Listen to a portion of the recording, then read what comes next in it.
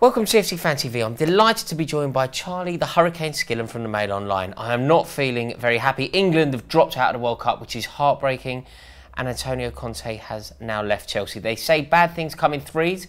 I'm terrified about getting on the tube home. So he's finally gone, Charlie. Yeah, huge news, Raw, huge news. Football's worst kept secret.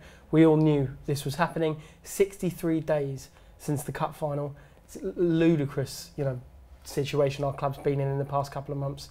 And his countryman, Sarri, is on his way in Stamford Bridge. Do you think that they've tried to do it on a day like today, when England have dropped out of the World Cup, so that the press is going to be all about that? And if they try to bury this news, it doesn't.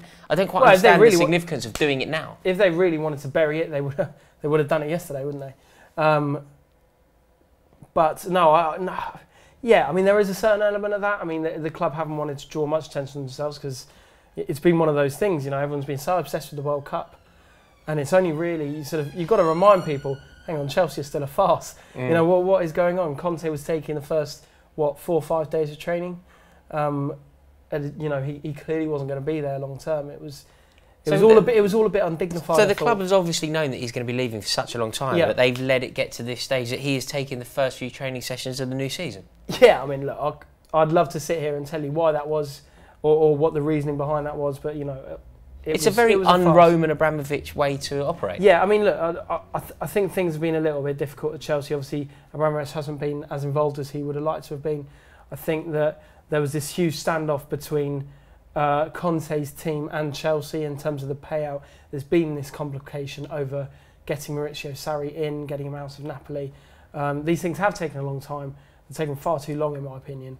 But obviously, they see fit to have done it today because there seems to be massive headway in the Sarri deal, and therefore Conte can now go. I mean, the players have been doing double sessions since they started training on Monday. On Saturday. They've been doing double sessions. They were given the afternoon off because clearly Conte came into Cobham this morning to pack his bags and say his goodbyes. Goodbyes to the people that he likes anyway. Right. And yeah, and Abramovich has been in Capri to talk to the Napoli president, to iron out the finer details of Sarri's deal. And everything is finally moving forward. Right, okay, so I suppose we should have a moment to say grazie and arrivederci to Antonio Conte. Check out Rosetta Stone over here. He's been a very interesting manager. He's been a manager that has, he came into Chelsea at a turbulent time, a club that finished 10th. He took them to Premier League winners. That was one of the best seasons of my Chelsea supporting life. It's certainly the best. Out of 22 it's certainly the best season that I've been going to Chelsea since the season that we first won the league in 04-05. 100%, and we have Conte to completely thank for that. Yes, completely. He came in. He was also very refreshing. It was a breath of fresh air, the way he would go into press conferences, the way that he would celebrate the fans, the way that he was kicking every ball on the pitch. He was celebrating goals as if he was me and you. He really was an incredible man. That all got a bit sour and it changed, and the tone. I think this calendar year, I don't think he's conducted himself in the best way that he could have. I'll say that, and I do think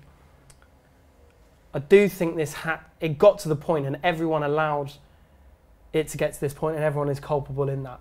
The club, the players, Conte himself. But I find it ludicrous we're sat here talking about a man who won the Premier League in such style. Who pioneered a new system. Who, let's not forget, won the FA Cup last season. Yeah. I mean, it's not insignificant in the slightest. And I fear that it might be one that we look back on and think, could everybody have handled that better? Yeah. Have we got rid of a serial winner? So, he is a serial winner. There's no doubt about that. He's a serial winner, and actually we're bringing in a man who is not a serial winner. Does that bother you at all? I'll be honest, yes, it does. It does bother me. I'm looking forward to seeing what Sarri brings, but I don't see. I approach it with cautiousness. I really do, because the supposed thinking is that he's going to instigate this wonderful style of play that we simply must have, right? Sarri ball. There you go. can he do that with the players that we've got at our disposal now? But presumably he'll be given a bit of a war chest. Okay, fine. So, and it looks like Jorginho's coming, which will be a great start. Jorginho, hopefully he'd replace Dries Mertens was mentioned. Hopefully he'd replace Fabregas in the team, so I can really see him working well alongside Kante. But you're taking a hell of a lot of gambles. You're saying, right, well, I'm shipping these players out. I'm getting these players in. I've got like 3.5 weeks. I've got 3 weeks of the Charity Shield. Yes. You know, it's all a bit. It's going to come around very quickly now, isn't it? The new season. It is, yeah. I mean, they're flying off to Australia at the end of this week for the first pre-season game, and the fella's not even through the door yet. So, I mean, for me, it's one to. I'm not incredibly optimistic, I must say. So, how do you feel about the new season as a whole? Do you think this is going to be a good season for Chelsea, or could this be a painful one? I think it's going to be a learning curve. I really do. I am excited about Jorginho. I'm excited. I really want to see Loftus-Cheek in the squad, making some meaningful contributions. I want to see a couple more new signings for certain. And look, you know, I hope Sarri's going to be wonderful. It'd be interesting to see who he brings in, because obviously Sarri, must have a wonderful working relationship with somebody like Koulibaly, who's been we've been long-term admirers of. Yeah. So it'd be great if somebody like him could come in. Yeah, Daniel Rugani as well is one that's, you know, known to be pretty close. He's a young Italian defender. That'd be good to see. I'm not convinced we're set up. I mean, look, we've played ourselves into this position by messing around for 2 months. You know, I mean, Arsenal have had a change of manager as well, but Emery has come out today and said the transfer business is done, and so it should be. They've signed Torreira, who's one of the best players, you know, in the early stages of the World Cup. Certainly, they've done a whole load of other business. They already look knowing what their team's going to be. We haven't got a clue, really, have we? No.